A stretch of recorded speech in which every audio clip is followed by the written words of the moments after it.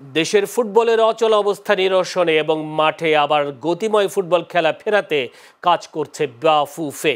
নোয়াখালীর জেলা উপজেলার ফুটবল খেলোয়াড়দের মান বাড়াতে এবং ফুটবল খেলা উত্তরণে কাজ করছে নোফেল স্পোর্টিং ক্লাব। একই সাথে দেশের বিভিন্ন বিভাগ এবং জেলার উদীয়মান খেলোয়াড়দের বাছাইয়ের জন্য কাজ করছে নোফেল। উদীয়মান খেলোয়াড় সংগ্রহে এবং খেলার মান উন্নয়নে নোয়াখালী, ফেনী, লক্ষ্মীপুর স্পোর্টিং ক্লাবের উদ্যোগে নোয়াখালীর শহীদ ভুলু স্টেডিয়ামে দেশের প্রান্তিক পর্যায়ের খেলোয়াড়দের নিয়ে শুরু করেছে বাছাই পর্ব। নোফেল স্পোর্টিং ক্লাবের এমন উদ্যোগকে স্বাগত জানিয়েছে সচেতন ক্রীড়া মহল। একই সাথে নোয়াখালীর শহীদ ভুলু স্টেডিয়ামকে আধুনিক ও উন্নত করার জন্য প্রয়োজনীয় উদ্যোগ গ্রহণ করা হবে বলে আশাবাদ ব্যক্ত করেছেন স্থানীয়রা।